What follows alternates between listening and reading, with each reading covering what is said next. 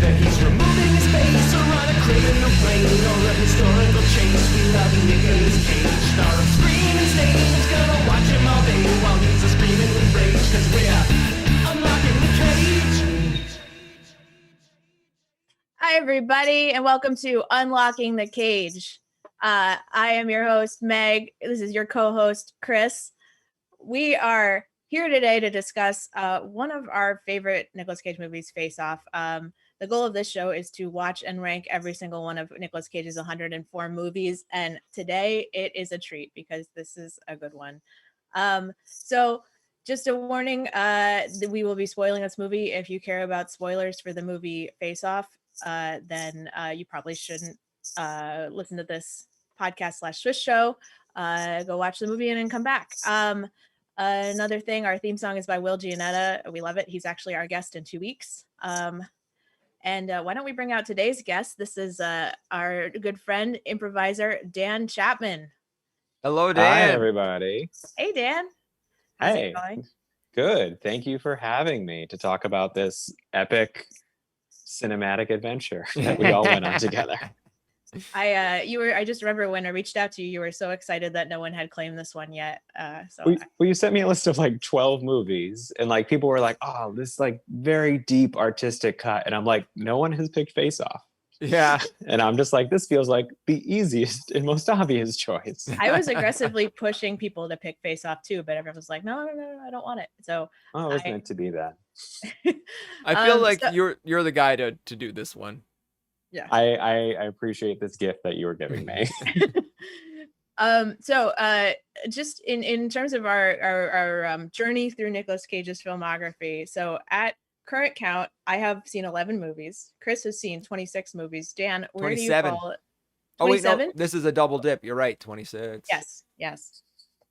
Dan. I am nicely in the middle with 18. I'm pretty sure this might have been the first Nicolas Cage movie I've seen. Or at least the first Nicolas Cage movie where I registered it as a Nicolas Cage movie. I think the last one I saw was Mom and Dad was the last Nicolas Cage movie I saw. I don't even A movie. know that one. It's a movie where a virus takes over the world, and the only thing that happens is parents attack their children. What? That's It's on Hulu, and I assume you'll get to it at some point. Wait, it's on the list? I didn't know. What? It's called Mom and Dad? It's called Mom and Dad. It was made there's very a recently. whole section of his movies in the last 10 years that most of them I haven't heard of. Like I don't know what he's been up to, but that sounds amazing. Those will be the glory days of this show. So you said this was the first Nicolas Cage movie that you ever saw. So did you see this in theaters? Were you old enough to, Dan? No, I was still a boy at the time. But I remember like I would watch on E, I would watch that show where it's like, these are all the trailers for movies that are coming out. And it was just, I mean, it's literally a half hour of advertisements. But I love that show because you would get to see every trailer. And I was that kind of kid who loved that stuff. And I remember seeing this movie and being like, why am I only 13 years old? This is painful to have to wait. So you had to wait. And then eventually when it came out on VHS, I did not see it. I think I saw it for the first time, like maybe in college. And I'm like, oh, this is a movie I've waited many years to see. And it is completely worth that wait. Do you remember seeing this one for the first time, Chris? I saw this. Oh boy. I think I saw this in theaters. I think I might have been just old enough to see it in theaters. Yeah. I can't remember, to be honest with you, but I think I did see it in theaters. It was definitely not the first movie I saw. I think I saw Raising Arizona. I think that might have been the first Nick Cage movie I ever saw. Mm-hmm. But I didn't, like, it didn't register as a Nick Cage movie. But, like, if I look back, I know I saw that movie. So, you know. I don't remember when I saw this one for the first time, but I do remember just sort of like in my life just being like, I love the movie Face Off just for many, many years. Was like, this is one of my favorite action movies. Like, I fucking love this movie. And I'm going to say it holds up. I mean, you know, I'm really that. I mean, that's something we'll dig into is how well we think it holds up. But spoiler alert, for my opinion, it's exactly as good as I remember. The science is sound. The Science is science is sound. very sound. Yeah, I mean, and we've only grown from there scientifically. I mean, the things we can do now. I mean, if they made Face Off now, I mean, it basically gave us 3D printers. This movie Yeah. invented the 3D printer. Yeah. way ahead of their time. So Ears. here's They're just a just- little bit. Instead, they're like, let's make an ear. Yeah. You could 3D print it here, yeah. So just a little background on the movie in general, so like where it fits into, you know, the culture. So it was directed by John Woo, who's a Hong Kong director. So this is one of his first couple American movies. You can really see a lot of his style, like all of the like double wielding guns thing. That's like very much a John Woo thing. The doves. We have a doves transition. Did you do the doves? I've been doing it this whole time. Doves are so- flying across the screen. we added the doves thing specifically for this movie, but I think it'll make it onto many future episodes. His style of movie was called Heroic Bloodshed. This is the John Woo is part of this sort of movie thing, and this is like a Hong Kong action movie that features lots of gunplay and gangsters, but not kung fu. And they're all very like loyalty focused, like brotherhood focused. They're very emotional movies. It's not just action. So this movie was a huge hit. It made $245 million on an $80 million budget. And, you know, this is 1997. Wow. Adjusted for inflation. And then in terms of Nicolas Cage's career, like I would argue this is maybe peak Nicolas Cage. So this is right after leaving Las Vegas, The Rock, and Con Air, right? So like this is the fourth movie in that series. Like, so he's won an Oscar. He's had 2 massive action hits. Like this is like as good as it gets pretty much for him, I think. Pete Cage. Pete Cage. He goes And a also- little bit more family friendly after Yes. this. It's Yeah. like, this is like him doing like flips and somersaults, and then he's like, oh man, I'm gonna do one about what if I suddenly have a family. Yeah. He I settles think- down after that. You could track like maybe his dating life and his marriage to this curve too, and that would probably be around this time is when things start to fall apart. And then, you know, who knows? Well, he probably just made a ridiculous amount of money in these last few years. Like, so this is 1997. Yeah. Also, I was looking at the John Travolta's history. This might also be peak Travolta comeback because, like, 1994 was Pulp Fiction. In 1996 was the movies Michael and Phenomenon, which I don't know about you guys, but I remember weirdly well. Oh yeah. And then 2000 was Battlefield Earth, which is when I feel like he became a joke again. You know, But wait, what about Broken Arrow? Broken Arrow was before this. So Broken okay. Arrow, I believe was between Pulp Fiction and this, but I'm not 100% certain. So like this is like 2 action stars at the peak of their action star career. And it No, it wasn't supposed to be them though. It ended up being them, but it wasn't supposed to be Nicolas Cage and John Travolta, right? yes. It was I have a originally list an Ernie and Bert vehicle. That was a would've joke been- for that- Dan. That was a joke just for Dan. The people that were considered for this were Arnold Schwarzenegger and Sylvester Stallone, Harrison Ford and Michael Douglas, Jesus Christ. Bruce Willis and Alec Baldwin, Pacino and De Niro, which that tracks. Yeah, And- except like the body types are so different between Al Pacino and Robert De Niro, though. It would have just been Yeah. hilarious. And Jean-Claude Van Damme and Steven Seagal. So this movie could have gone so many different ways. Oh my God. And with our 9th choice, we get Nicolas Cage and John Travolta. Yeah. Which That's is a- like, I've been listening to a lot of podcasts recently about like movies that like mistakes keep happening in the production and like things keep falling through in the production, but then when it Mhm. comes out, it's like everything is perfect. And it's like when they're making it, it doesn't seem like it's going to go that way, and then it's just like they stick the landing and just like everything works out perfectly. And like this is one of those movies, Yeah. where it's like they didn't they didn't get Arnold Schwarzenegger. They didn't get Sylvester Stallone. They got Travolta and Cage, and that was what this movie needed more than anything.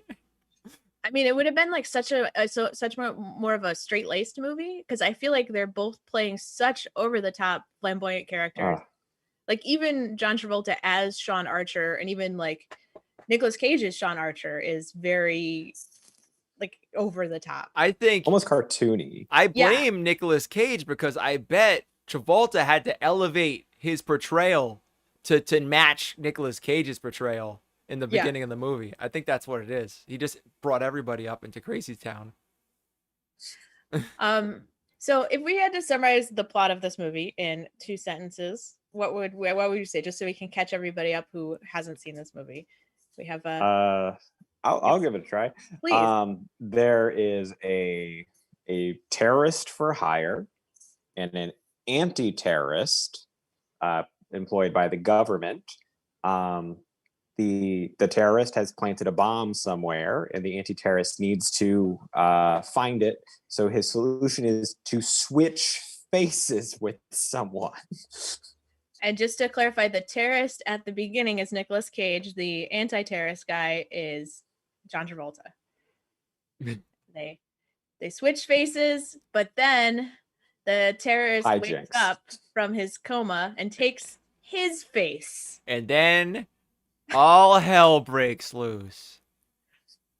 That's all you need to say. I don't know if it does. We'll get into this later, but he gets cucked. I don't know if I would say all hell breaks loose. Cuck porn for the ages. Face Off. That's how I would summarize this movie. So we start off and Nicolas Cage is there. He's playing Castor Troy, who's the terrorist. He's planting a bomb in the LA Convention Center. You gotta know the before. There's the whole backstory. Oh my gosh, I'm sorry. You're right. Yeah. Oh yeah. You're right. Griffith Park, right. The Griffith Park carousel backstory, where 6 years ago, I think, Nicolas Cage with a mustache to establish that this is a different time. Has a sniper rifle, shoots it in the middle of the day. In a soda through John Travolta and accidentally kills John Travolta's son, which he will never get over for reasons that we understand. The murder of a child is sad. And like Nicolas Cage, like, he's a monster or whatever in the movie, but like, there's some guilt. You see a little, he's like, oh shit, didn't mean to do that kind of face. Like, bummer, And I mean, he had a sniper rifle. He could have aimed for his head, but whatever. What's weird is if you think about this movie timing wise, like you see he has like a teenage daughter, and like that was 6 years ago. So that girl must not have been far apart in age from the kid who died. Like she must have been like, like around his age, or like a little older, but like, maybe 4 years older, not much older. So extra sad. Oof. Yeah. So we cut to the future, or the present, I guess, and Nicolas Cage, as Castor Troy, is going to plant a bomb in the LA Convention Center. So yeah, I have a clip of that priest part. So he's dressed like a priest, and he's it's so uncomfortable. Yeah. It's like, you guys want to watch this shit? It's like incredibly uncomfortable, like what he does in this scene. But so yeah, he's dressed like a priest. He comes out. It's probably like the most Cage he is in the entire movie, I think. Maybe not, but it's up there. I never really enjoyed them. Like, this girl is too young, like disturbingly young. There's so many butt grabs in this movie. Like, I think there's at least 3 or 4 times where he grabs somebody. Somebody had to make a supercut of butt grabs. You just get that crazy Cage face. Yeah, that's a classic crazy Cage face right there. As you do when you're just like putting one hand onto someone's butt. It's always like how dancey. I do like how dancey he is. Like, he's just like Castor Troy just has like a nice dancey energy where it's just like he doesn't walk places. He always just has like like he hears music that no one else can hear. That's a good observation. To it all the time. That's a good point, because when John Travolta is playing him, everything's a dance move too. Yep. Yeah. He's always dancing around. That's a really good point. That must have been a choice they made, together backstage or whatever. They're like, yeah, let's always dance. Okay, cool. Let's do it. I don't know. One But of I them feel- dances, one of them doesn't. I feel like also like Nicolas Cage though is kind of like that in a lot of different movies. Like he's moving around a lot. He's not just walking like a normal person. Very rarely is he walking like a normal person. We got to talk about too. All right, so he sets this bomb, and he sets it for 263 hours. Yes. Why? Why? Oh wait, no, they told us that, didn't they? Because the Supreme Court justices were going to be visiting at a certain Yes. time. Never mind. Okay, Yes. never mind. It was a political burner attempt. But it's like way ahead. It just feels like that just you're setting yourself up for failure by giving the good guys that much time to track down your bomb. Yeah, and like I don't know, like he just kind of like sets it in broad daylight. Yeah. He's got the whole He does a pole lot open. of broad daylight crime. Like he does a lot of stuff just being like, I don't care. It's noon. Let's do this. And nobody like stopped it from grabbing that girl's butt. No consequences to anything he does. Like, Well, eventually. eventually he's got some consequences. We didn't cover right at the top, the face thing. We didn't talk about the face thing at all yet. The face swipe. This Yeah, I'm touching her face. I hate that so much. What's that I am family doing now in desperate- COVID?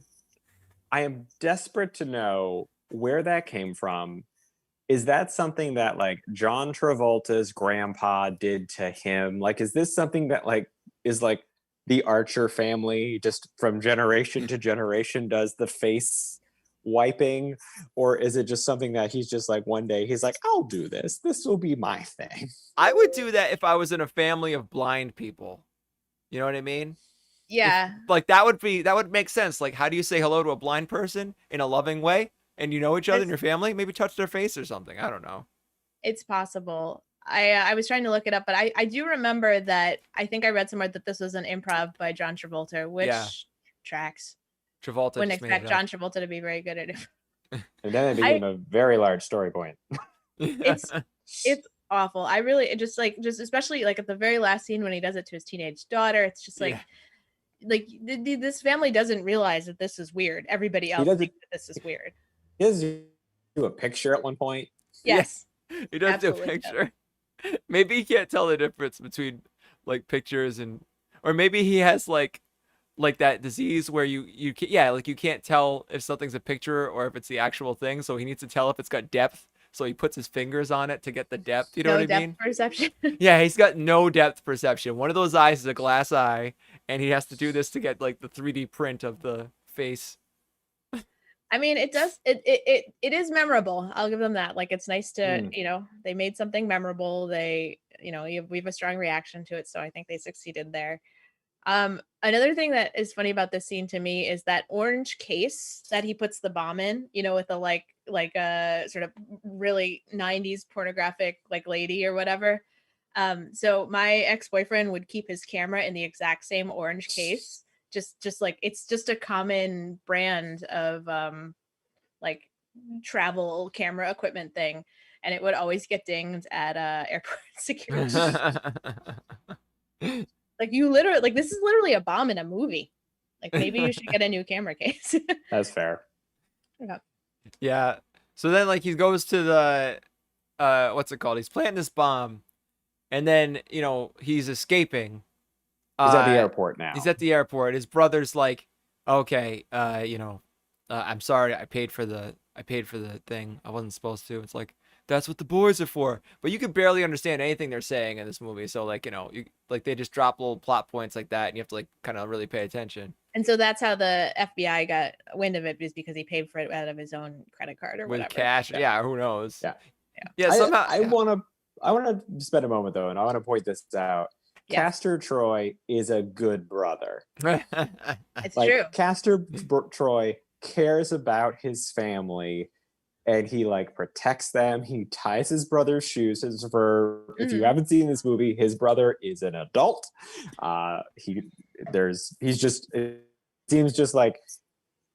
It seems like Castor Troy's equivalent to like the face thing is he ties his brother's shoes. Yeah. His brother's kind of like a genius, like a savant type kind of guy with like he's got no common sense, but he can make He seems bombs. aloof. Yeah.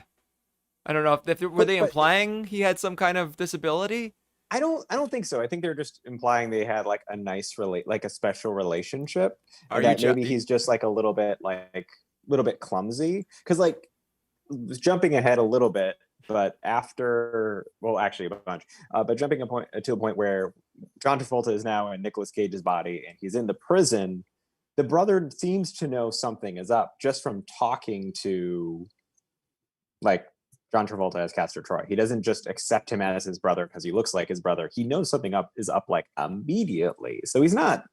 So like he's clearly very smart. He clearly knows what's going on. I think he's just like someone who is walking around and you're like, oh, your flight's undone. He's like that kind of guy. Where it's just it's like he's just going about his business. He has other things that are more important to him.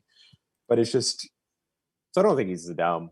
I think he's just kind of like he designed the bomb. I think that was the thing. So like he's sort of the brains, and Castor Troy is the brawn, I guess, or the the muscle. Yeah. So we are in the airport now. We're on the plane. Castor Troy is being really gross to what we later learned is an undercover FBI agent. Oh, I have that clip if you want to see it. You've got all the worst. I've got the worst clips. We're just watching the whole movie. I just like we're hitting the high points. You know what I mean? We're just hitting the high points. Yeah, this is the clip from the plane. This is an undercover FBI agent too. This woman. We need to talk about like how John Travolta's just like obsession to get Castor Troy leads to like I think hundreds of people getting killed, including this undercover FBI agent. Yeah, and some by his own hand. Where would I? A fair amount. Yeah. Wait, let me rephrase. If I were to let you suck my tongue, would you be grateful? Oh God. Ugh. The answer is no. The answer is no. But no, I do. She kisses him. She does her job, but she doesn't enjoy it. She's this reminds me a little bit of the scenes, because we watched Leaving Las Vegas last week, and it reminds me a little bit of the scenes where Nicolas Cage is wasted in a bar trying to pick up women, like just like the worst, grossest pickup lines. So that was the "I could eat a peach for hours" line too, which is a classic quote from this movie that I also hate. Oh God, so disgusting. We've established that Castor Troy is a butt guy. That seems to be from all the peach references. I don't know. So by the rules of Face Off, does that mean Sean Archer is into boobs? I think it does. Because they're the yin and the yang. Yeah, they're opposites. Yeah. Anyway, so they're fighting at the airport. We have a really like great fight scene, like right at the top of the movie. Like I don't know. a huge action sequence where they're crashing a plane using a helicopter to keep the flaps down, and like it goes into a hangar, it explodes. Castor Troy is thrown into like a wind machine at some point. Yeah, like it's like a hangar that is on a runway that is full of shit. Like they're just wasting this hangar space by filling it with objects, and then in the back there's an engine test facility for no reason. It's just the craziest setup. A lot of places here are just like they don't make any sense. When I thought about this movie, when I thought about the scene where Nicolas Cage gets thrown through the wind tunnel, I remember that as being the end of the movie because it's like so dramatic. But it's the beginning of the movie. Like so much happens right off at the top. Like it's awesome. The bar is very high immediately. Yeah. It's like Hummer. The guy's like playing chicken between a Hummer and a jet. And then it's like after it's like Castor Troy is arrested. Archer, John Travolta's character, goes to work and is like he's being like applauded by his employees, and he's like, stop it! I hate you, everyone. It's like, think about all the people who died. He's just Pincus. I just remember Pincus. But the thing is, he doesn't care about those people. He's just thinking about his son still. Because he goes into his office and is just like looking at files of his son like all the time. No, he goes in his office and he's like, he hits Command D on his computer and it goes case closed. Okay, I forgot. Also, Margaret Cho shows up. Oh, yeah, Margaret Cho. Here's a trivia. That role was originally supposed to be played by Chow Yun Fat. What, Margaret Cho? Yes. Oh. Interesting. I don't want to gloss too much over the fight scene because there's a couple of really good moments in that. Like, so for one, the airplane crashing into the hangar, because this is 1997, like basically every stunt in this movie they actually did. So they actually crashed an airplane into a hangar. They had 10 to 20 cameras on it because they only had one take to do it. And like, I don't know, it's just really impressive, like all the stunt work and stuff. Like it looks like what they did was they probably had a lot of things on ropes to be pulled away rather than the plane pushing them away. And then they probably, the one thing that, remember, Meg pointed this out to me last night because she had the DVD copy and it's really really low quality compared to like the remastered version. There are some straight up moments where you see the wires on this guy who gets shotgun blasted, like really heavy, thick wires coming down from the roof. Like he's just running with wires on, and it's like, wow, they didn't even try to get rid of those. And then he gets shotgun blasted, and you see the wires pulling him back. Like I tried to get that clip for this one, but all I could find was the HD version, which they had like done a better job of getting rid of them. Yeah. All right, so we've got Castor Troy in a coma. Okay, and that bomb is still out there. So what is Sean Archer going to do? That's the next question. Well, we didn't talk about something that he comes home. He's going to be approached by someone. But like, Is it? we didn't talk about the scene where he comes home and he's like, yeah, I did it, guys. I killed him. He's dead.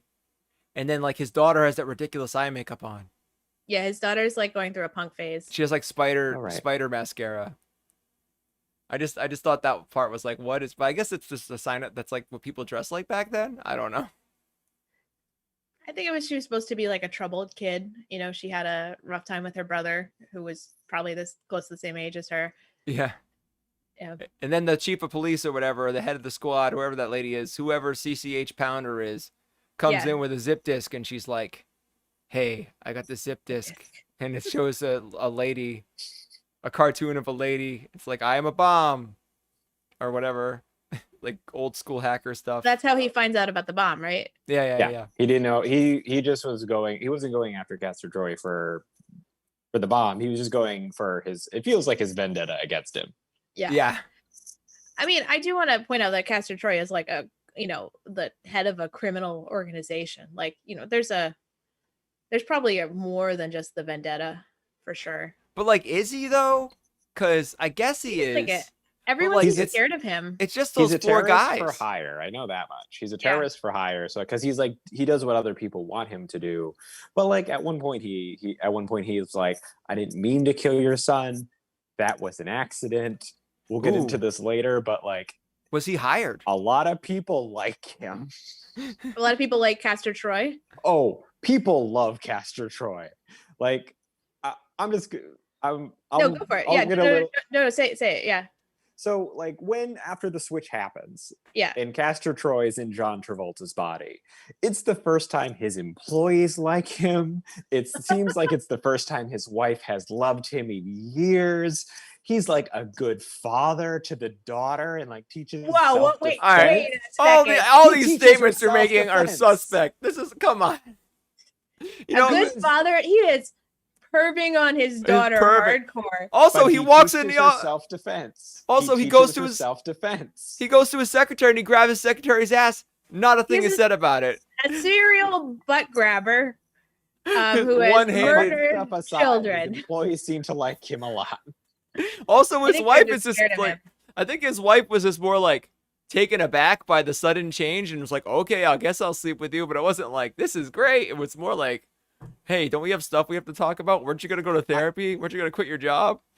I wouldn't put it past Castor Troy to like walk into the office one day and be like, look, everybody, everyone's getting a raise. He's like, because I'm Sean Archer. It's like they just do the exact same scene with the fight, except it's him in the office giving people raises. Well, you did the other scene where it's like he comes in and then there's like applause for him again, and he's like basking in it, and he like takes the champagne home, and then the president is gonna call him, and like before, like John Travolta's like, no, I can't talk to my wife, I have work to do. And Castor Troy is like, tell the president I'll call him later. I'm going to speak to my wife. It's I mean, but that's kind of a theme for him, is that he's fun. Is like that's Yeah. I think at some point Castor Troy, I don't remember whose body he's in, and probably John Travolta at that point, is like, I are think we he- having fun? Why don't we have some fun? You know, like that kind of thing. Like that's I think he's in John Travolta's body. He's the fun Yeah. dad. he's a fun terrorist. We got to talk about Yeah, the let's go. So procedure. we're back. Yeah, We're we can go back. in- Sorry. I want to So get a CCH doctor's input on the procedure. We have a doctor on the show. We need to get Yes, the so doctor's input on the procedure. CCH Pounder is like, we have an idea. We're gonna put his face on your face, and then you're gonna go into the maximum security prison that his brother is being held in and find out the location of the bomb. And John Travolta's like, absolutely not, because it's a terrible idea. And he does really push back. Like, he's like, well, I'm gonna just interview all these people. I'm gonna try to find another way. Like, there's got to be some other option, you know? And I think that's reasonable. It's a crazy thing to do. Also, like when he walks in that facility that has happened to be doing surgery on somebody else, whatever happened to HIPAA? I mean, come on. Like, it's like, look, here is So- his surgery. I don't know if HIPAA existed in the 90s. Oh, I mean, if anyone would know, you would. So I guess we'll never know. but Dan, so Yeah. he eventually agrees that he's gonna get the medical procedure done to turn into Nicolas Cage. How realistic is this medical procedure? So Tell us. So for skin to come off, guys, we're gonna get gross. If you like cut a line around your face, it's not just gonna be like just like come off like the lid of like peanut butter or something. It's gonna like you would have to like go in and like actually like remove the fascia that's underneath it. It would be like a long process. oof. It's like, so just the timing doesn't really work, but like maybe it's a very powerful vacuum that they put on his face. I do really appreciate on a doctor's like standpoint the like the little fish tank that they put the face in, because they are going to want to keep it hydrated. They would probably actually want to have some sort of blood supply so the tissue didn't die, as opposed to just putting in like a little thing to like float. With no lid. With no lid, so like air could get in there, a junior mint could get in there. My biggest thing is, if this happened to him, he would need to be on insane amounts of pain medication. Yeah. I love the fact that afterwards he's like, my face itches, because that is probably what would happen, because like nerves are actually like going to regrow a little bit, so he would feel some itching. But it's complete nonsense that no one's like in the room with the faceless Castor Troy to like monitor him being in a medically induced coma like all the time. Like he's Not basically even on life handcuffed. support. He's not even I feel like they would handcuff him, even though If I mean, if he's a prisoner, if Yeah. he is a prisoner, he would probably be under some sort of restraint of sorts. But it's also like, it seems like he was left alone. Like, it'd be like if someone like you were to have surgery and like you had to spend it overnight in the hospital, and like all the doctors are like, okay, we'll see you tomorrow, and they just turn all the lights off and all left, and you're just there in a hospital. do you guys know when the first successful face transplant was done in real life? I think I do. Not long ago. It Yeah, was 2012. 2010. Yeah, so not Exactly. not that recently, but also certainly way after the movie. Yeah. So they predicted the face transplant. I mean, Also, what do we think about all the other like medical? So like they give him they give him like a liposuction to get rid of his John Travolta gut, and like they give him they explain the voice with there's a microchip in there. You could sneeze and it would just stop though. what's weird is they explain way too much with lasers. They're just like, lasers heal you, but they also cut you. Lasers. Well, it's that time when no one really knew what a laser was, but It's you knew lasers. lasers existed. So it was just like, lasers, I accept this as a laser thing. I accept this. They And, like fixed his hairline. They gave him tons of plastic surgery. Like my biggest thing is like, as a doctor too, it's like the healing time on this would not be like, 70 minutes later, you're the- off to the prison. The dude says, no, with anti-inflammatories, the healing time is days, not weeks. Oh man, Yeah. Tylenol is so powerful. Or the no anti-rejection drugs. 0. Yep. It's, Even though they're different blood types. Yeah, like they say that in the movie that they're different blood types, so they're like, That's a significant plot point. Is It they're is, different yeah. blood points. It'd be a better movie if at some point the face just falls off of it. yeah. it would He's be a like, very different movie. I need my pills or else I look weird. He You would know? just do the Mrs. Doubtfire thing and stick his face in a pie for a minute. Yeah. If that's where this movie went, oh man, that would have just been levels above. Oh my god. If anyone in the chat, if we're losing a lot of frames, let me know. It's on low latency mode. Anyway, continue. Yeah, so we've got a successful face and pretty much body transplant. We've explained away the fact that they are slightly different heights. It's 2 inches. 2 inches different, although they don't say that in the movie. They say they're Negligible, I think, is what they yeah. say. I mean, I would have liked a scene in the hospital where it's like John Travolta's character, now in Nicolas Cage's body, is like studying tapes of Nicolas Cage, right. or like Oh, has a folder on him or something. I think they say that he's been so obsessed with him that he was uniquely positioned to play him even without that. Because I think he's just been like living and breathing Castor Troy, right? Like, But it seems like there's a lot of stuff he forgets, like right away. yeah. Where it's like just like the physicality. Like give me like a He's scene like, where it's like this, all we're gonna teach you shriveled. how to walk. Yeah. They show like so many moments in his face though, where they're trying to be like him, like trying to like, oh, what would Castor Troy do? Like you see it in his face, like, oh wait, yeah, I'm gonna say this because I'm Castor Troy. Like they're way too heavy-handed with that. Yeah, how do we feel like he does as a Castor Troy impression? Because I feel like when he gets to the prison, he is immediately fucking up left and right. Oh, he's bad. He's bad.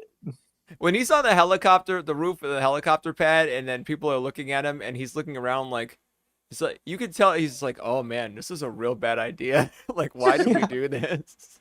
He's like, my employees, few my people. employees hate me now. Like, what's crazy is, okay, here's the craziest part of this fucking movie that pisses me off to no end. At some point, Sean Archer comes in and gets Pollux Troy out of jail. Remember, he's like, Yes. you get a plea bargain, you're out. They could have always done that. He could have met Pollux in a room somewhere. He didn't have to go to the maximum security prison. That's a great point, Chris. He could have just put him in the same room. They could have put him in a hospital bed and given Pollux a visit. That's all they had to do. They didn't have to have him out in the world. Anyway, that would have been more believable too. Like he was in a coma. That part just blows my mind. So he goes to the prison, which is called Erewhon Prison, which is a anagram for nowhere. Also, Erewhon is the name of like a super fancy organic food store in the LA area, maybe other areas too. Is it because it's an anagram of nowhere, or is there another reason? I do not know why it is also called Erewhon. Okay then. And the prison appears to be a oil rig. Yep. I guess. I know. I was like, oh right, it's an oil rig. And live ammunition used all the time, like oh yeah, against unarmed people. M16s. Experimental boots. Yeah. They like just fry people's brains all the time. There's just like after they're done frying one person's brain, another person's there in line to get their brain fried. It's like, is this the government doing this, or is this like who is doing this? Yeah, like a secret black ops site. But it has to be the government because Sean Archer has some sway there. And also, you can see a city from the oil rig. It's a far distance to swim. But it's not a secret. Like everyone knows it's there. You can see it from the shore. Like, I do want to point out that this is the second movie in 2 years that is about a prison in the middle of the water that Nicolas Cage stars in. That is true. What was the also, other both one? are in California. Well, we don't know where this prison is. I guess it's got to be in the LA area though, because when he swims back to land later, he ends up able to go back to his own home. I mean, by the science of this movie, though. Who knows? I do like that at certain points the prison just shows the news. Yeah. On the big screen. And it's just Are they like animal it's either clips.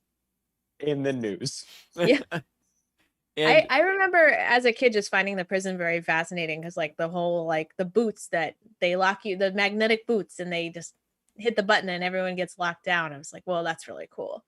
I was expecting there to be like more of a like using the magnetic boots to escape and like climb using them or something, instead of it just being like at a certain point he gets them off and then he's good to go. He disables the boots. Yeah. he got incredibly lucky there. Really lucky that Yeah. guy wasn't fully brain dead and helped him out, because that was a bad idea. He just rolled the dice real hard on that one.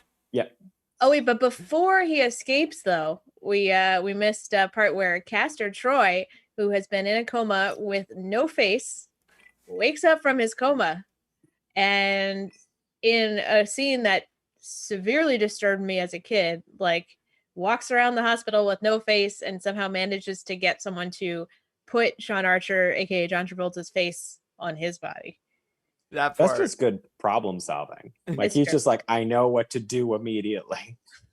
He's like, face right over there. I have none. Obviously, he took mine, and that's his. Well, like, you know, he figured it out. Also, like, he has a nose, and like your nose is all cartilage. It would have come off with the face, so he wouldn't have had a nose anymore. Anyway, that's gross as fuck. I don't know. I remembered I remember just when I watched this movie as a kid, just hiding my face when we saw, like, when we have our brief images of Nicolas Cage with like the gruesome face makeup on. I just remember thinking it was so gross, and then like watching it, you know, yesterday as an adult, I was like, this is literally just smeared blood on his face. That's basically all. It was very reminiscent of the Joker scene from Batman when he was like, yeah, like doing that crazy laugh when he like, that was cool. I like that. I have a trivia bit about the face makeup that Nicolas Cage wore. So Nicolas Cage did not want to see it. He was too grossed out by it. So John Woo hid all the reflective surfaces on the set when they were filming that scene. And then he has the reflection in the glasses. I guess they had to CGI that in. I think yeah, I don't know. So now we have successfully swapped. We have Nicolas Cage playing John Travolta's character and John Travolta playing Nicolas Cage's character. And then he's in that jail. He goes to see him in the prison. He's like, guess what, motherfucker? I'm you. And then Nick Cage. That's the line he says. Oh my God. That moment. But and I feel like this is when it really becomes more of a John Travolta movie than a Nicolas Cage movie, because then it's like John Travolta gets the fun part, you know? I read that Nicolas Cage wanted to be the hero. Right. And that's like, originally they're just like, you're the villain. And he's like, well, I don't want to be the villain. I've been the villain too many times. And he's like, well, you also get to be the hero. And then that like drawed him into the project. Like, whoa. It definitely feels like John Travolta is just like, I don't know if it's a Nicolas Cage impression, but it's very much like, it's just a crazy person impression. Like there are bits of like The Mask in his impersonation of Nicolas Cage. It's just like all over the place, but in like the best way. Like it makes me think of like, maybe he is on the painkillers that he should be on, and that's just making him extra crazy. Or like he always has his hand on his gun. Yeah. Like all the time. Like here's a question. So I'm looking at like, so the movies that Nicolas Cage had done around this time. So Leaving Las Vegas, The Rock, Con Air, like none of these movies does he play the villain, right? And like I've only seen 11 Nicolas Cage movies. But I do not think that he often plays the villain. Is that right? So he was just bullshitting when he was like, hey, I'm always the villain. No, I'm serious. Like, can you guys think of any movies where he plays the villain? He's definitely not the villain. It could happen, and it could happen to you. Or the family man. He's not the most likable character, but he's not the villain. I mean, don't Mandy, know. he's not the villain. Gone in 60 Seconds, he's not the villain. And all those took place after, I think, too. That's true, yeah. I mean, So I don't know. That was what I Moonstruck? saw. I don't. Maybe No, I it was think you're just something right. He said.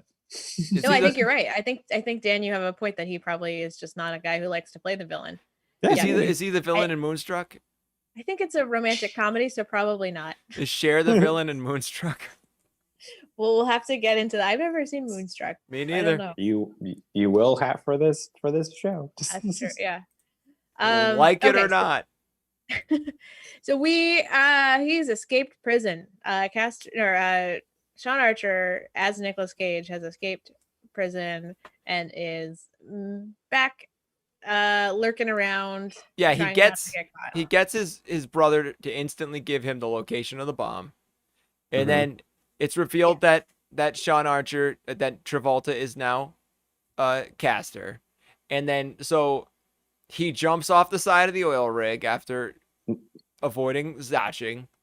And no one looks for him. No one looks Nope. for him. He He swims just jumps to in shore. the ocean and is like, I guess nope, that's too much. We're in a helicopter. We can't go into the ocean. And everyone knows that when someone goes in the ocean, they are dead. That's it. I mean, there's probably sharks out there. Yeah, and then he steals his car. He's driving around and he's calling people. He calls his wife. You know, he's like trying to convince people. His wife's like, "This is ridiculous. Don't talk to me." But I don't think it took. I don't think it took much. I think he did a smart thing, calling his wife and stuff like that. But he did a dumb thing when he was like, he calls up. He asked for the head of that department and that anti-terrorism group, and he's like Sean Archer, and he's like, well, if you're Sean Archer, I must be Castor Troy. Like, don't reveal you're alive. Just keep the element of surprise, man. Yeah. I mean, he suspected that he was alive because he was like for the body, he was like, it hasn't been discovered yet, and just like screaming at his employees who still love him and applaud him, and are frequently talking about how he's going to be on the cover of Time magazine as the person of the year. I interpreted his obsession with like finding Castor Troy's or whoever's body is so he could get his original face back. Is he's like, I think it's more about getting his face back. I don't think he likes being in John Travolta's body. I think going from Cage to Travolta is a bit of a downgrade. The eyes of, at least in the eyes of Castor Troy. I think you're right. I didn't think of that. That's a good call. Well, it's like if you think about it, it's the chin, But it's also like he's like if you were to go into plastic surgery and being like, those abs you had, we're gonna put layers and layers of fat over them. We put someone else's fat in there too. We just took it out of him and put it in you. Blood type doesn't matter for fat. And John Travolta's not like overweight in this movie at all. He's just like he's like a bulkier guy than Nicolas Cage is. Like Nicolas Cage is more lanky. John Travolta's like more wide. Yeah. He's more of a. We glossed over the fact that it is Escape from Rurapente or whatever it's called. Erewhon. Sorry, Rurapente is from Star Trek 6. They fucking kill so many innocent guards. Oh yeah. Like 12, 15 people die. Just and he's killing them. He's just shooting them. I think they tried to hint that he shot one guy in the leg or the foot. Like he was trying to go for the non-fatal shots.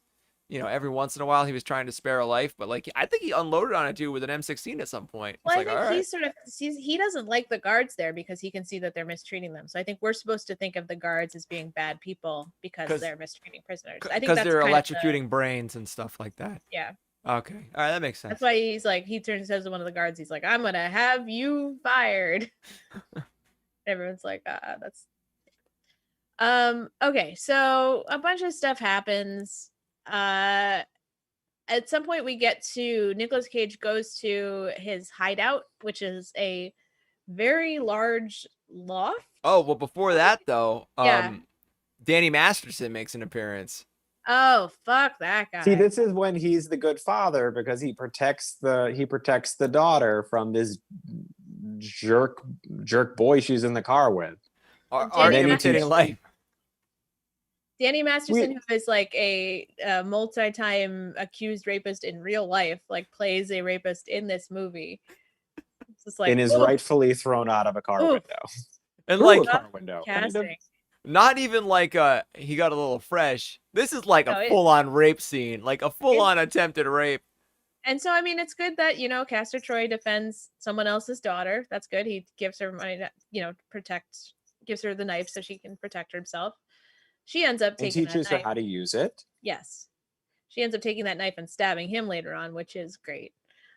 He also That means punched. he was a good teacher. It means he was a very good teacher and taught in one lesson how to do things efficiently. Good father material, Castor Troy. He punches clean through a windshield and pulls the kid out. Just FYI, like what? Yeah. Just like you can't do that. I mean, he's on a lot of drugs at that point, presumably, you know, to deal with the face protection. All right, so we're at Castor Troy's hideout. Nicolas Cage as Sean Archer gets really high on some sort of mysterious like sprinkle drug, right? I have that clip if you want to see it. I would love to see Yeah, that. this is good. Yeah. All right, this is a clip of Nicolas Cage taking drugs and delivering Saying the title. the titular line of the film, as they say. So, once we kidnap Super Cop, then what? Tiny surgery. I'd like to take his face off. You want to take his face? Yes. His face off.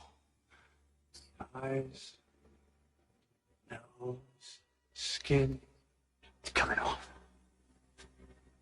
He basically just did the hand Face. waterfall thing to himself. Yeah. And my favorite part about that, which I think doesn't get a lot of credit, is tiny surgery. I did a tiny surgery. All right. Do you guys know? Here's I think Chris might know this, but the bald thug guy who's with him. Do you know something else he's famous for? I do not. I just His know name- him from this. His name is Nick Cassavetes. He's the son of a very famous director, John Cassavetes, but he's also the director of The Notebook. That guy directed The Notebook. Wow. He was inspired by this. Yeah.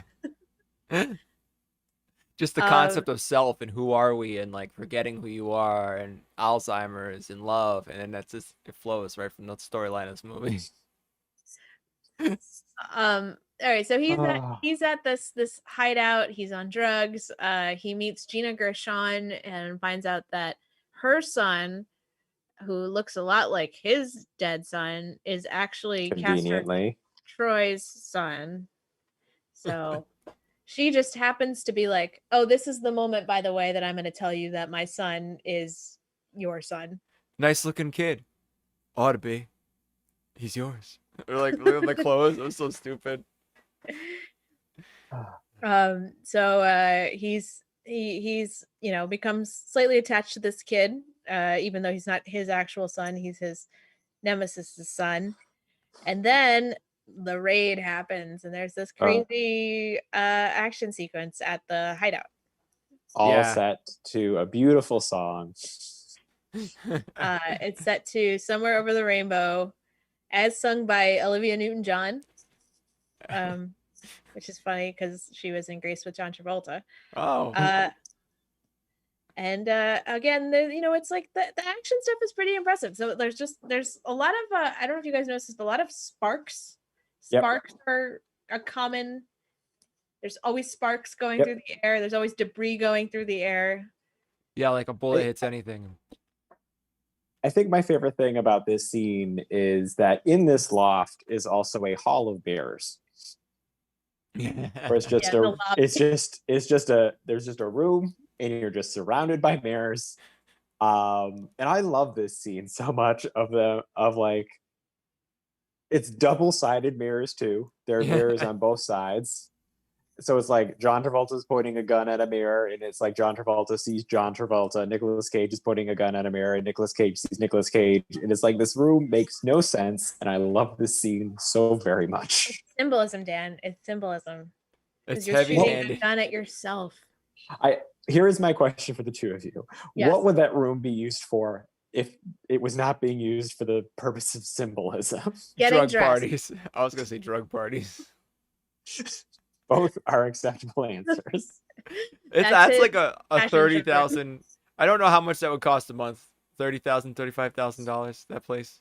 Oh, it's huge. It's massive. It's the whole very airy. downtown LA in the Arts District, gigantic warehouse apartment. In Archer or Castor Troy as Archer, John Travolta at this point, actually he's like, "Do you want to trade back?" And I'm like, "This is a fair option. Yeah. This is a fair thing you were offering him." And like earlier in the movie, he offered Archer a job and is like, "You could just stop and work for me. There's like great benefits and you would make a ton of money." And it's just like, these are nice things he's doing. Dan is very clearly a Castor Troy apologist. We've learned this many times throughout this episode. At a certain point, Castor does say, "Dude, it was an accident." He kind of says like, all these people are dying because you have this grudge. Like, I wasn't coming after you. No, actually he was coming after him. He's like, "I was coming after you. I wasn't coming after your son. I was Right. not trying to kill your son." Yeah, but he still did kill his son. It's true. But now he's kind of apologized. Kind of. There's no apology there. He's just like, "Dude, it's your own fault. You should have killed yourself." That's what he says. It's like, Yeah. That is fair. That is a mean thing to say to someone. That's the first thing I have a problem with him doing in this movie, is him saying that. no, it's What crazy. about him sleeping with Sean Archer's wife? That lady needed a good bang. I mean, like, honestly, like I mean, that's this feels like it's rape by deception. Perhaps? Ooh, also, if he had like some kind of STI he didn't tell her about, who knows? He's probably That's banging true, a lot of because ladies. he would still have the STI even though his. That's a he's in different new class. movie. That's a different That's movie right. called Dick Off. All Also, right. can we talk about that? Because dicks never look the same. I mean, sometimes, right? But people have very unique dicks. I think they established that everything was changed. Everything was changed. Yeah. They did I mean, a dickoplasty. Everything but the blood type was changed. Yeah. They say that many times. And it is a very big plot point that the blood type is the only thing that was never changed. They should have got into that. He should have been like, "What the?" Looked down and been like, "Oh no." This is a pretty long movie, all right. It's a good 2 hours. It's an enjoyable 2 hours, but it is still a It's a 2 hour long movie. movie. Can you believe though that those cops unload on that house? Oh my God. There's a they're so child in there.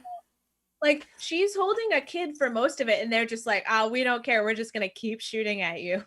So I want Like- to remind you guys, though, that they're following the orders of John Travolta's character, who earlier was like, "Fuck it, crash this plane into this building. We don't care what's inside. Just crash this plane into a building." Yeah. So this is in a way lower stakes than the first thing that he did in this movie.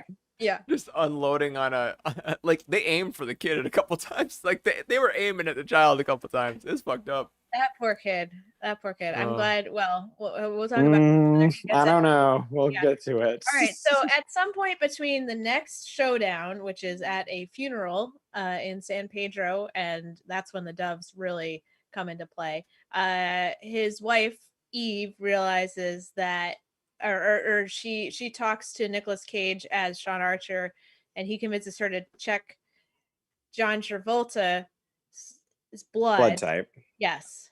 And so Which I want to point out, like she's a doctor. They're talking, and like it's basically the equivalent of like, she's like, "Oh, my plan is I'm gonna wait till he goes to sleep, and once he goes to sleep, I'm gonna like him. stick him with a needle," poke him. and which isn't a bad plan, but it's just the problem is like the timing, where it's like he's asleep for maybe 0.5 seconds, and then she's just like, "Needle." Also, what was that needle? What was that? A spy needle? Like, where did she get that thing? Yeah, Dan, is that a standard medical needle that? I have never seen that needle again. It was, Just in this movie. it was like a spy device she just happened to have that takes blood, like a single. Takes it, stores it in a little cylinder for you to take in the car so it won't spill anywhere. Yeah. That's pretty weird. All right, so he kills the FBI boss by apparently this medical thing where you or this secret thing where you go boop boop boop boop and then gives him a heart attack. He gives So it I the think he fi- was starting to have a heart attack, and then he just kind of okay. then he just bumped it into like overkill, and then just went from there, and then like cut like took like he chopped him in the windpipe, which will like cut the flow of oxygen, and Yeah. like hitting him there. That actually does make sense medically. I thought it was like maybe a kung fu move that like John Woo was dropping in, like the 5-finger death punch or something like that to give a person a heart attack. He's like boom, boom, boom, boom, like a throat chop. Maybe not. Okay.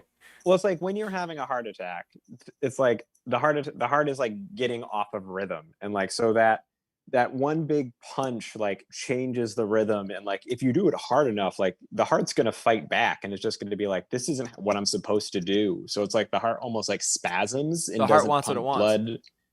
And it wants what it wants. It wants blood, and if it's spasming, it's not gonna get it. And then if you hit him in the windpipe, you're also cutting off oxygen. Oh, But it's not going to really look like anything. Like there'll be maybe some mild bruising, but not a ton. And this has been my podcast, How to Give Someone a Heart Attack with Dan. sounds Chapman. like Dan's killed a man before. You can tell. Like he's heart attacked someone. We'll talk about that on my podcast, not yours. And then the question is that justified, Dan, as a Castor Troy apologist? To Nope. murder a random older guy, his boss. Nope. But on the bright side, he gave John Travolta a little bit of a present of a promotion. Yeah, like he just wasn't like John Travolta's being like, so let's go. Oh, I'm in charge now. Great. Let's send fighter jets to get Castor Troy. So we're now at the funeral of the boss. John Travolta. Can we go back just a tiny bit? 'Cause I really want to talk about one of these scenes that happens in this mix. So she gets the blood. She's testing the blood. Nicolas Cage as Sean Archer is there and describes their first date. The first date in which she chipped her tooth on something. They went to a drunk dentist and he fixed the wrong tooth. And I have no idea how that would even happen. Like, how do you look at a tooth and you're like, well, this one seems too normal to me. So I'm going to chip it first and then I'm going to put a new piece on. Like, just put an extra bit on the normal tooth. she had like a long ass tooth now. Like where it's just like, this is the worst date ever. And like, granted, it's helpful for her to know who is who, but it's just, this is a stupid date. This is a bad date that should have not ended in a relationship that lasted long enough to have multiple children. I feel like that's one of those things where you're like, you write it and you're like, oh, that sounds fun. He fixed the wrong tooth. But then like, when you really think about it, like, what does that mean? And also that's like, if that's a lot of like, is that how they got their nice house from like the lawsuit from him fixing the wrong tooth? I like, think if that happens now, you get like a house.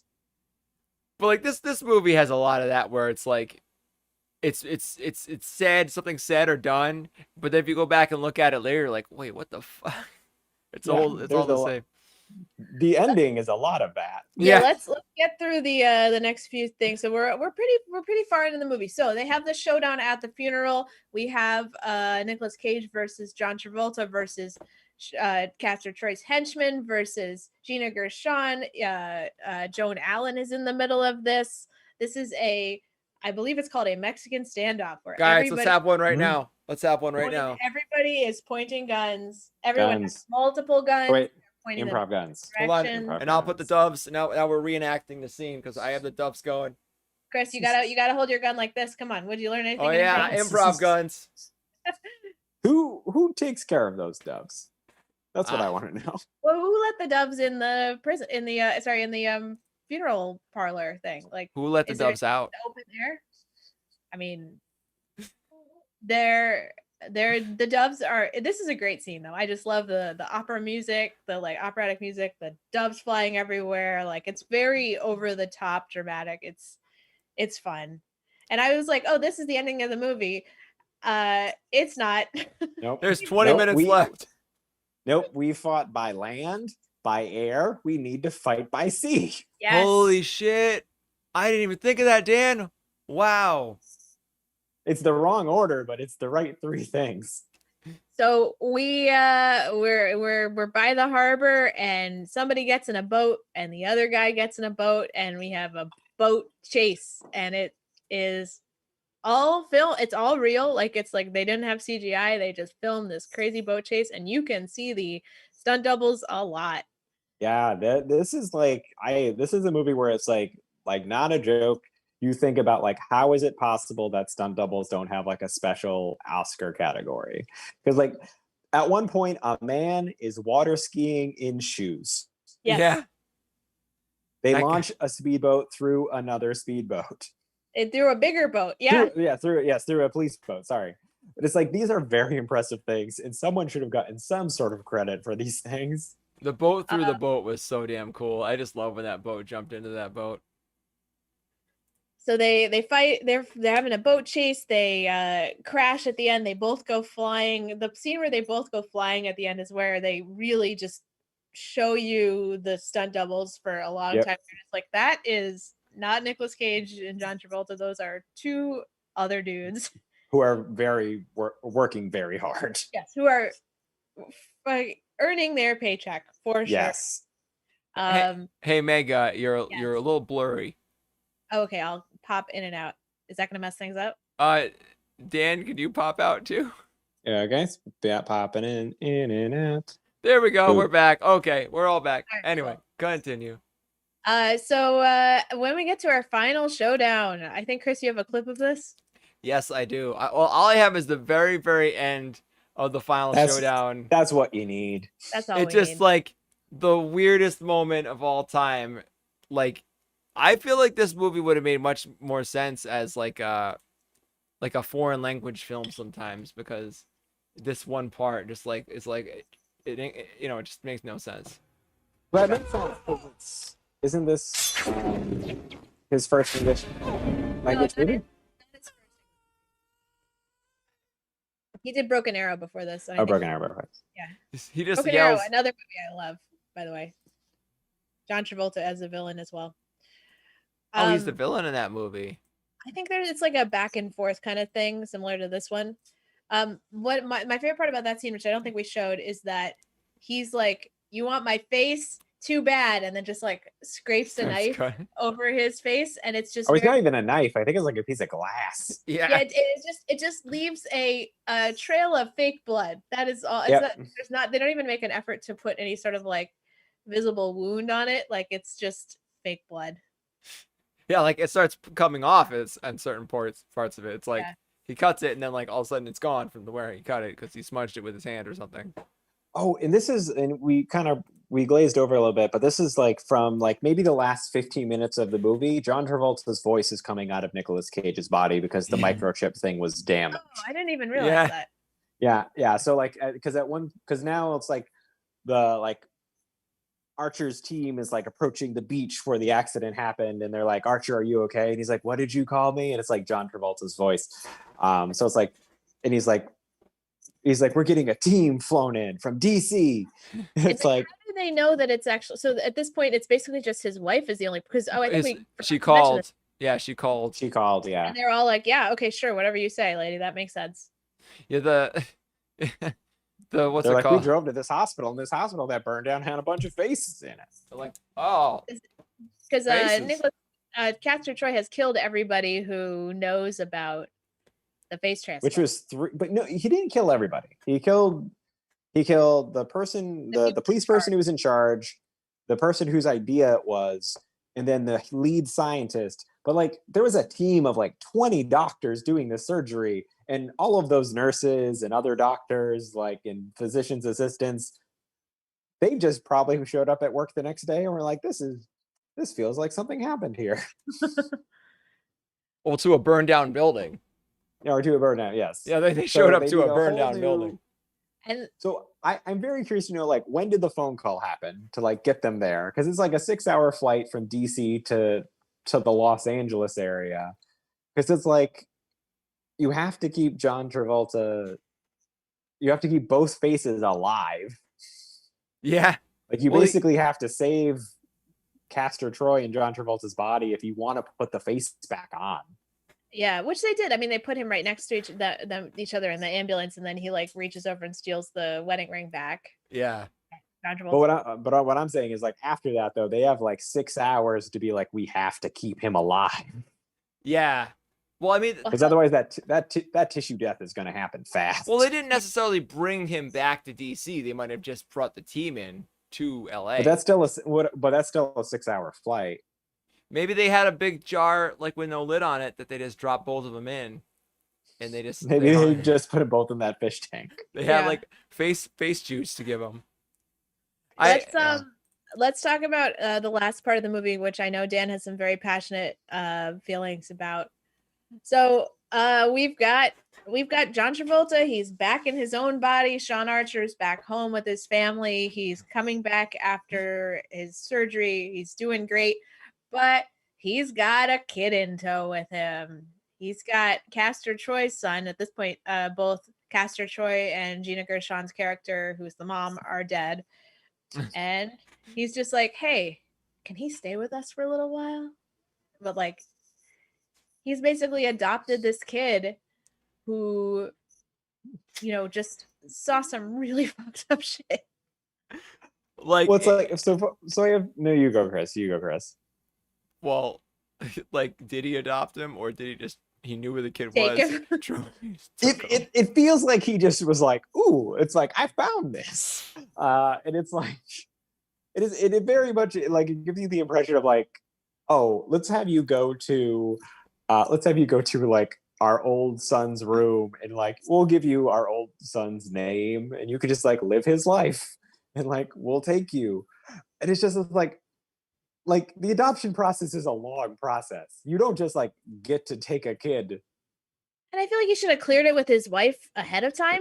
Well, Yeah, it's like he it's may like, have, because No, she you looks in the- right. no, in the dialogue there's a part that indicates that maybe he did, because he says, why don't you show him to his new room, as if they had it already made up for him. No, this is just John Travolta making decisions for the family, Chris. So it's like the mom hadn't touched the kid's room since the kid died, and they're like, just move into that one. It's got kids' toys in it. yes. Because he said earlier that he slept in like In he the said earlier that like the night before the mission he slept in his old son's bed. Oh my god, this got Like so much it was worse. just kept that way as like a room of remembrance, and then he's I just want to point out the trauma that both of these children have been through. So the 6-year-old kid, he's basically witnessed a horrific shootout.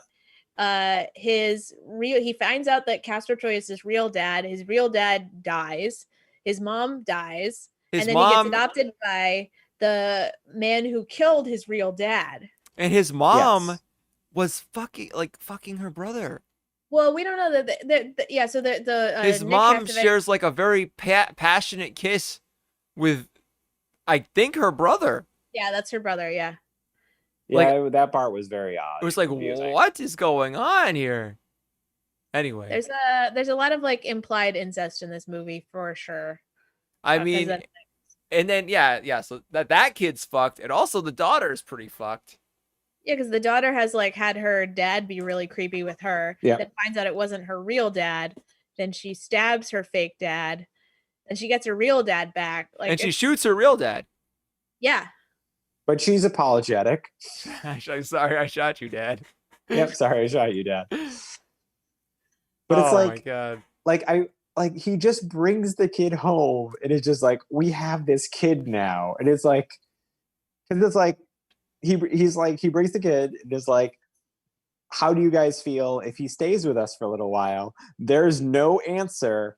Honey, why don't you show him to his room? So Oh my bring god. child home. Stunned silence. I made the decision that he has a room in this house now. I mean, that Let's- yeah. And the thing too, like the thing too is like from a doctor's standpoint, they made the decision to do this scene here. Like if either of you had a loved one who went through like a major surgery in which they had to get their face put back on, 90% sure you're going to meet them at the hospital. Right. It's just like they just wait until he's like fully healed. He just walks home in Well, this apparently the healing process takes hours. yeah, in this crazy misty sequence where like everything outside is super misty for no reason. And they're just playing Um, that music. So Here's the kid was just in the waiting room of that hospital the whole time. they here's some trivia for that. So there was an alternate ending that I think was their original ending where they get back together and then Sean Archer looks in the mirror and then his wife's and the audience see Castor Troy's face. So like John Travolta looks at the mirror at the end of the movie and then Nicolas Cage's face pops up. Oh, so like So- he had never like so that Castor Troy didn't die and he won in the end. Is that what they're saying? It's unclear. It's ambiguous. Oh, But so they got rid of that, and then they did that last scene as like a reshoot because they were like, "Oh shit, we need a happy ending." The ultra happy ending. Maybe what John Woo was trying to say there is like through the experience he became more like him than, and he can never get rid of that. That's what I'm thinking. Yeah. Chris, can you flip us over to the trivia section? Oh yeah. This is the section where we talk about some trivia from the movie. We've covered some of it, but I have some fun stuff that I don't know if you guys know. Do you guys know about Cage in the Park? No. This No. is the thing they did in New York. That's like Shakespeare in the Park, but for Nick Cage movies. And so they did a remake as a Shakespearean play of this movie, and did it as like a live show. I wish I could have seen that. That would be amazing.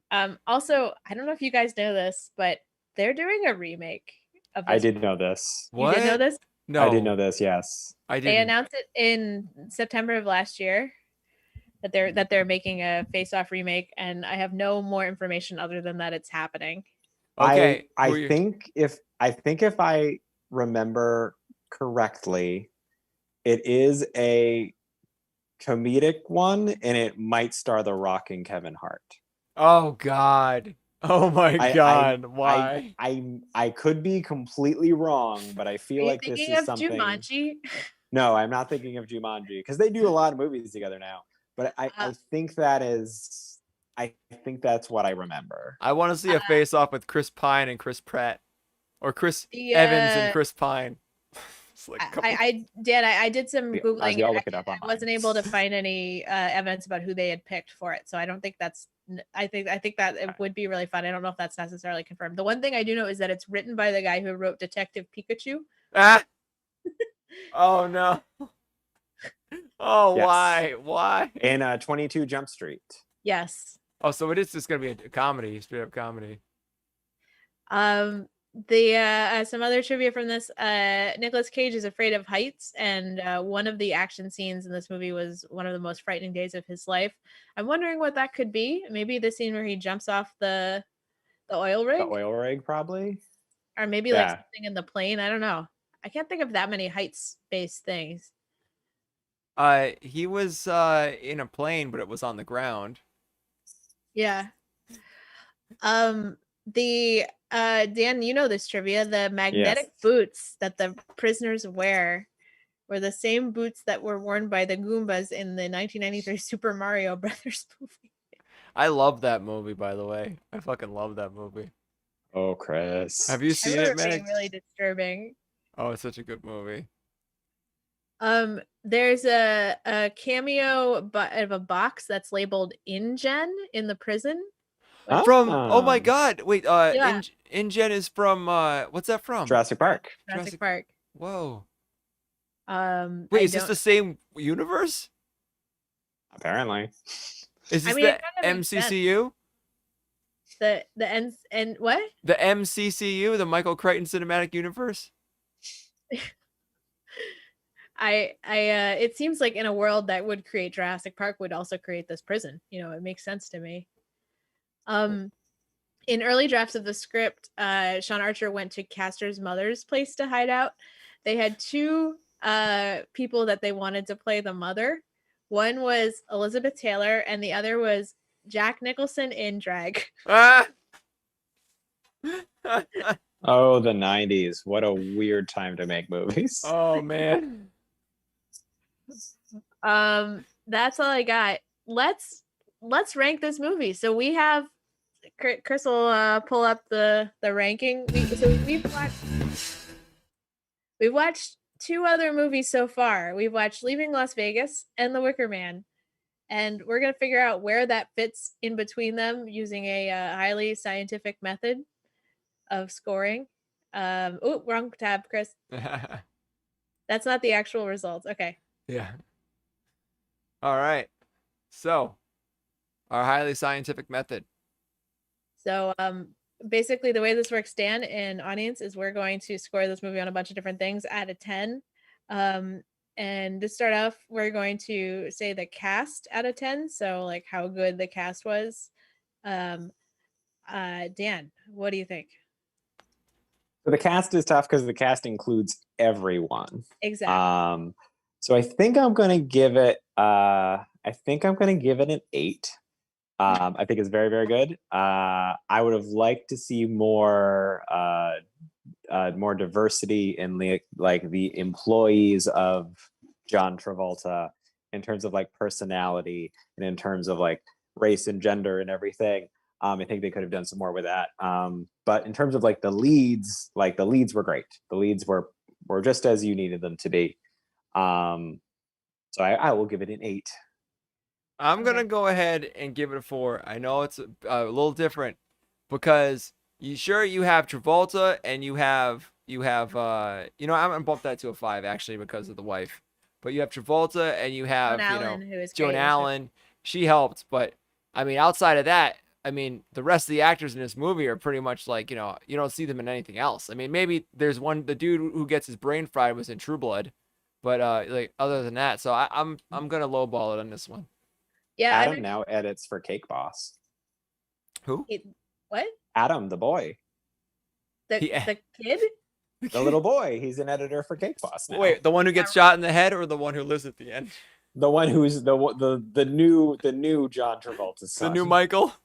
The new Michael. Michael 2. Michael 2. I'm gonna go also kind of low on this. Just I know, Dan, I know, but it's like we've seen a lot of movies with Nicolas Cage movies where we've like there's just been so many cameos and so many just character actors. And this one, I feel like I like Joan Allen a lot. I like Nicolas Cage a lot. I don't love John Travolta. I mean, this is John Travolta is not my favorite actor to watch. So I'm going to give this one a 4. And it's just for the supporting characters. I wish they had more people that I was excited about in it. Mm-hmm. Dan, acting. Overall. Acting. Not just Nicolas Cage, overall. I think I will do a 6 for acting. I think Nicolas Cage, Joan Allen, I'm blanking on her name, but Nicolas Cage's Dominique Swain. Yes, I think they do a very, very good job. I think Nicolas Cage does a good job of like playing both parts. I think he understands both parts. I believe the fear. Actually, I'll make it a 7. Okay. My biggest issue is John Travolta, who I think is just like his Archer is all over the place, and it's like I don't know who he's doing. He's having fun, which we'll get to in a minute. But he's not being Archer in any means. Like he's not making any of the faces. He's got a little bit of the danciness down, but that's about it. I'm gonna go pretty similar 6, just because the acting wasn't like the peak of this movie. Was the height of this movie was not the acting. Yeah, I'm gonna do a 6 as well. I mean, I think that it'll make up points in other areas, but this is not a movie you watch for good acting. This is a movie you watch for fun. What is the fun quantity, Dan, out of 10? I will give this movie an 8 for fun. For me, the thing is like it has a lot of very good action set pieces.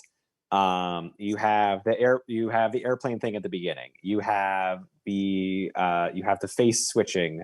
You have all the other stuff too. Like you have the car chases. You have the boat stuff. I love the stuff where like Nicolas Cage is in the scenes, and like that stuff is very, very fun. Like he's making fun choices. The John Travolta stuff is like a little dry for me, and like you get to these points in the movie where it's like you are in a little bit of like a dry spell of like a stretch of like exposition about stuff, or just being like some dry conversations. Okay. Okay. Lauren. Lauren is in the shot.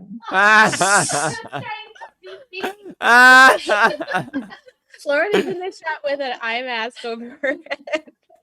Oh, so sneaky. This is like when the mom and the kid rushes in when the guy's on the news report. Lauren's in a costume for a show right now. Please watch The Sleepover on 2MB Studios. Yeah. Is it on tonight? We can raid after the show. It's not on tonight. It's on every other Saturday at 10. All right then. Every other Saturday at 10. 2MB Studios, everybody.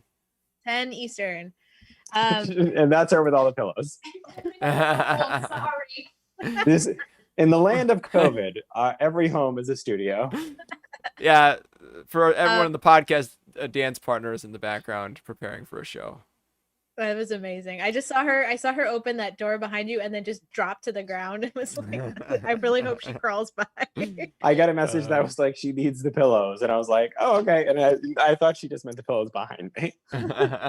She needs all the pillows, all of the pillows in the apartment. All the pillows belong to Lauren. Chris. You know what? I'm going to upgrade my score to a 9 because that was very fun. And I think that's related to this movie. You know what, Dan? I'm right there with you. 9 for me. I had so much fun watching this movie whenever I watched it the first time, just because there's so much to laugh at. There's so many moments. As a child, I did find it disturbing. I agree with Meg. But as an adult watching this movie, it's just so much like, that's not science. You know, this is crazy. And when like you see the stuntmen just so blatantly there, and you know, it's just, I don't know. It's a fun, crazy movie. 9. And as the Nicolas Cage like show, like he is having fun. He's having so a lot of fun doing this. This isn't a movie where it's like, oh man, he has to pay off like his dinosaur skeleton that he bought. It's like, this is a movie he's doing because like this is a fun movie for him to do. Guys, I'm gonna give this one a perfect 10. I can't. Wow.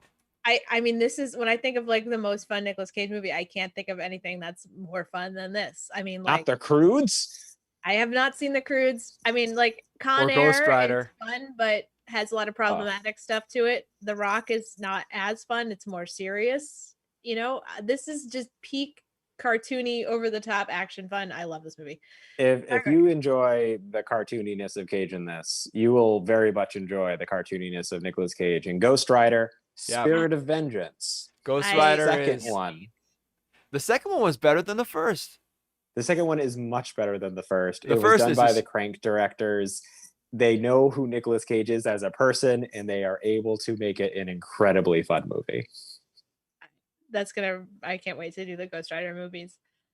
Next category is technical. So this is like, you know, like special effects, wigs, costuming.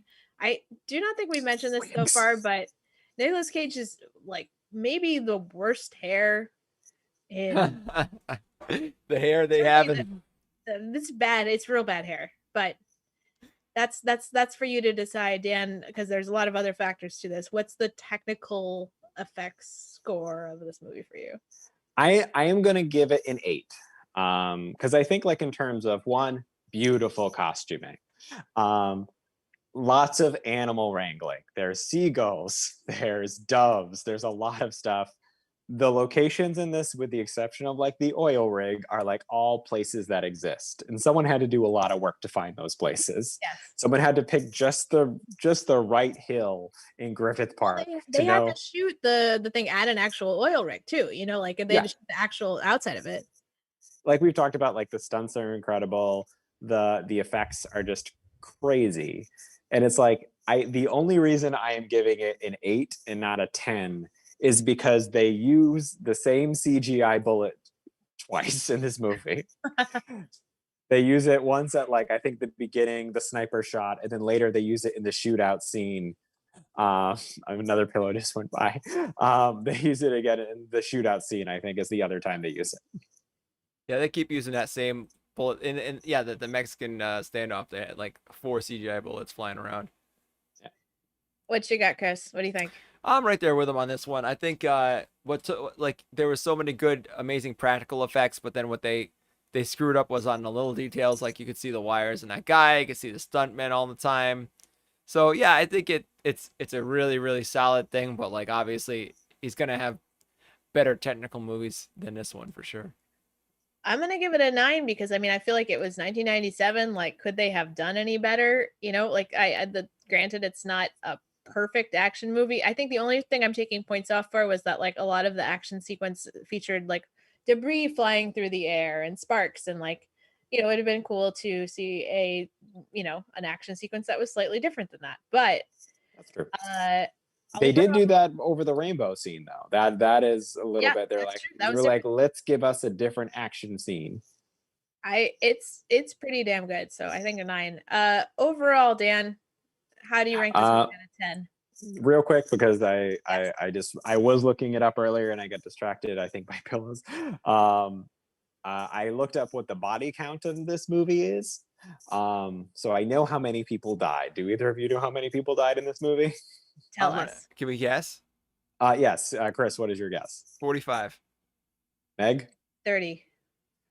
Chris is closest. It's 56. Wow. Nicolas Cage kills, Castor Troy kills 16, Sean Archer kills 16, Dietrich kills 6, Sasha kills 2, and then the prison people, I think, kill 6. Jeez. Dan, overall. Yes. Overall, I mean, this is a movie that I think is incredibly fun. It is a movie that I will always try to watch if I'm like, I don't know what else to watch. I own art depicting the movie. I'm pointing at it now. I sent a picture of it earlier and you can see it on my Instagram at Doc Chappa on Instagram. So I would be a fool if I did not give this movie a 10. Nice. Right, a perfect 10 from Dan. I'm gonna go ahead and give it an 8.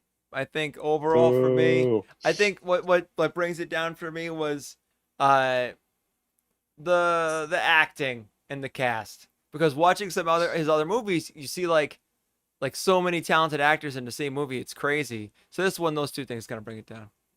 Yeah, I'm gonna give it a 9. I love this movie. I think the only thing I'm taking a point off for is that I think that it is a John Travolta movie and not a Nicolas Cage movie. Like, I think John Travolta has a bigger part, and I don't love John Travolta, but it's other than that. And if you're willing to sort of ride the John Travolta train for a little while, it's great.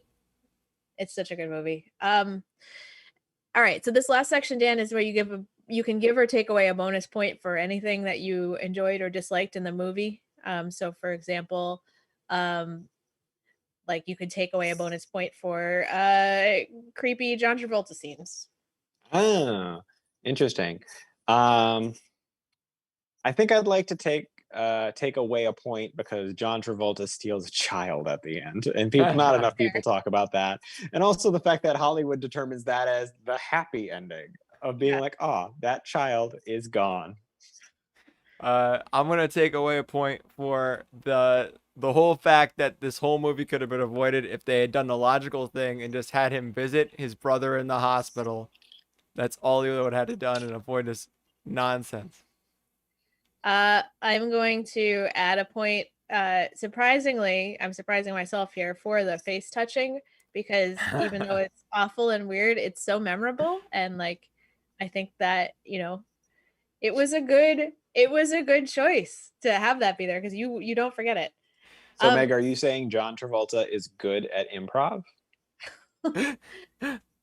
On the record, are you saying John Travolta is good at improv? I feel like this is entrapment. This is entrapment, Dan. This could be your first shirt that you sell. John Travolta is good at improv at tpublic.com. So we've seen 2 movies so far. We have seen Ignoring the question. Leaving Las Vegas and The Wicker Man. So far, Leaving Las Vegas has beat The Wicker Man. Dan, if you had to guess, where would this, I don't know if you've seen both of those movies, but if you had to guess, where would this fall into the...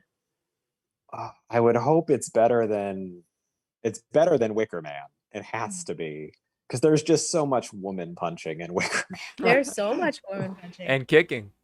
and kicking. There is the Leaving wide as Las it burn Vegas line, won an Oscar, so but I feel like it's more of like it's not fun. I don't feel like it's as fun, so I would think it's high. I would say it's first. My bet is first.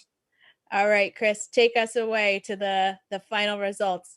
Yes. Yeah. Face Wow. Off is our number one Nicolas Cage movie with 116 points, I think, was it? Yeah, I think it's winning by a wide margin right now. That's the one to beat. That. It's a comfortable lead, and I don't know if another movie is going to beat that. That's pretty high. Something that we've been doing too is this Cage Gauge. We rate and we plot on 2 axes Nick Cage's performance, craziness versus acting quality. And we have these quadrants that we put the movies into. So, his craziness. Dan, how crazy out of 10 do you think he was in this movie? Here is my question, because this will affect the score. Yes. For this, am I including? Because I feel like I need to include Nicolas Cage as Castor Troy. It's the actor. It's him as and Yes. John Travolta as Castor Troy. no. I would say this is the classic Cage performance craziness. Like, Okay, so that just- classic just him. Cageness. Yeah. Given the first, since we only really get Cage in his actual body for maybe 5 minutes, and those 5 minutes are just fire the entire time, I'm going to give it is it out of 10? Yeah. Yes. I'm going to give it a 9. Wow. All right. Woo. Because he's the most subdued at the beginning when he's accidentally killing a child. But then from that point on, like his first line of dialogue, I think, is him singing Hallelujah. Yeah, Yes. and grabbing a butt. I am gonna also I think it's up there. I'm gonna give it an 8. I think it's up there in terms of his craziness performances. I'm gonna give it a perfect 10. Even perfect 10. Even as Sean Archer, he has so many crazy moments, like when he's staring at himself in the mirror, he's high on drugs, he's like, that great face. I mean, I I forgot can't about think that, of yeah. a crazier Cage movie. Maybe I'll find one later and regret it, but all right. Also, Acting- real quick, yes. he lies to Nicolas Cage. Nicolas Cage, when he is Archer, he lies to Castor Troy's real girlfriend. It's like, yes, I am Castor Troy. Well, I mean, if he had said who he really was, he would blow his cover. Eh. At this point, he's going to steal this child and is probably planning already how to steal this child. Maybe a little honesty would be appreciated. She never knew. She died without knowing.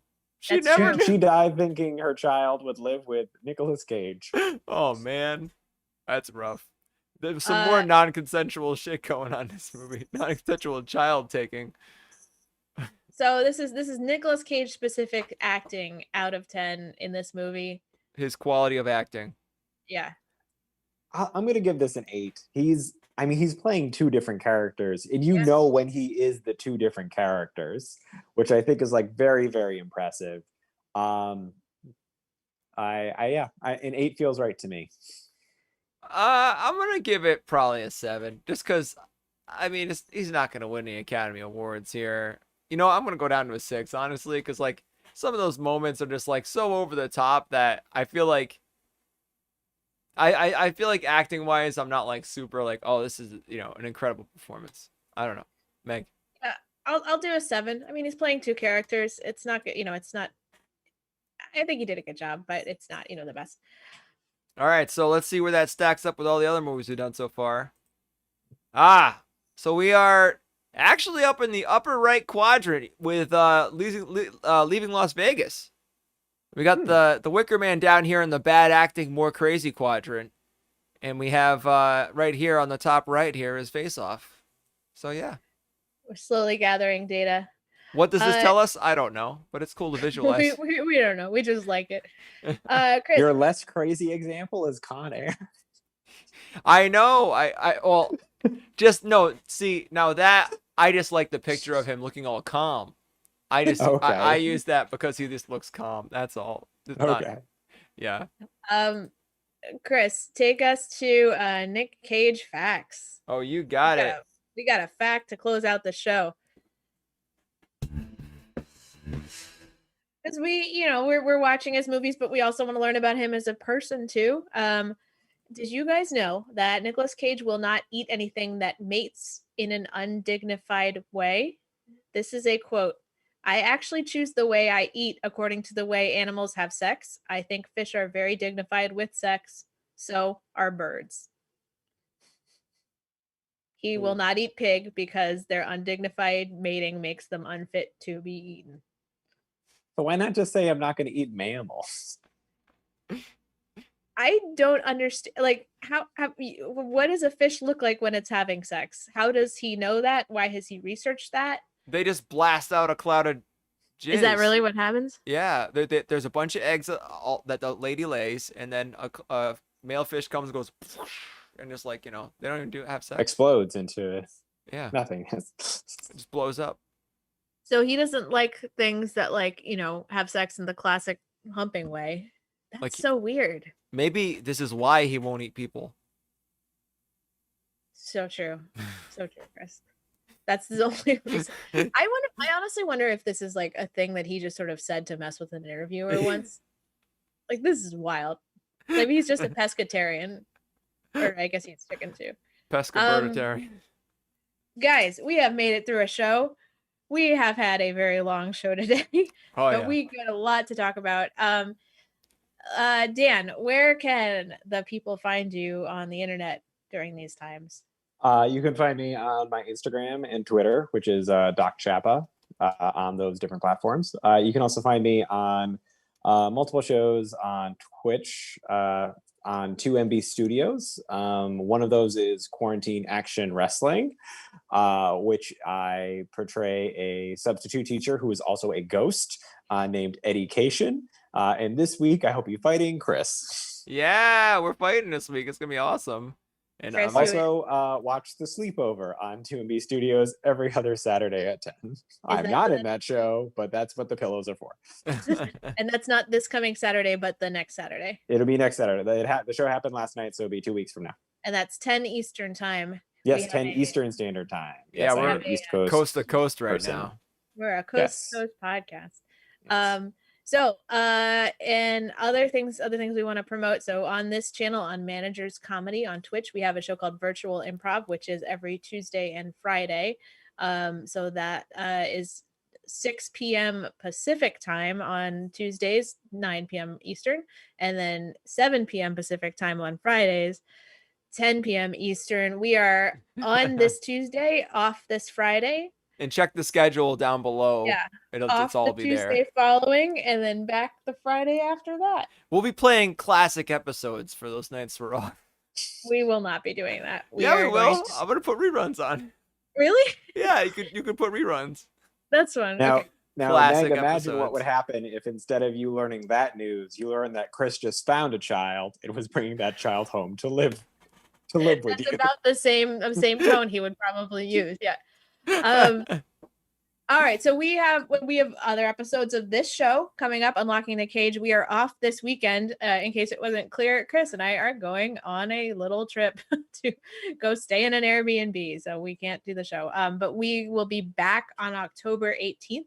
Our show is our National Treasure. Finally, Will Gianetta, the creator of our theme song and one of our good friends, will be our guest. It's gonna be a fun one. We are raising money for the Downtown Women's Center. This is an organization in Los Angeles that focuses on serving and empowering women experiencing homelessness and formerly homeless women. It's a great organization in downtown LA. If you have money to spare and feel like donating into it, that would be great. Love to see that. I think that's pretty much it. Anything I forgot, guys? Oh Yeah, we're a podcast. Oh yes. you- this is maybe you're watching the show live on Twitch, but say you prefer to not see our faces, we don't blame you. It's sometimes you just like to listen to something. You can find us on podcast anywhere you find podcasts is podcasts. We have new episodes released every Tuesday that are the Sunday live episodes. Unlocking the Cage. Unlocking the Cage. What else you got, Chris? Anything? No, I think you covered everything. Dan, thank you so much. Yes, We Dan. loved having you. No one could be more passionate about this movie, and you were the perfect guest for it. Thank you. So Oh, much. this has been a blast. Please have me back for any movie that you need, whether Nicolas Cage is a cartoon character or peeing fire or just simply hating the fact that he has a family. Please have me back for something. Also, I realized that him hating a family describes at least 5 of his movies. Yeah. Oh yeah. Wow. We'll get you for one of the real deep cuts later on, Dan, for sure. We got to. Mom and Dad. Mom and Dad. Mom and Dad. I gotta look this up. That's the first I heard of this thing. Holy shit. Guys, this has been awesome. Thank you so much, Chris. You want to take us out? All right. Have a good night, everybody. Have a Bye. good night, everybody. See you in 2 Night. weeks. Bye.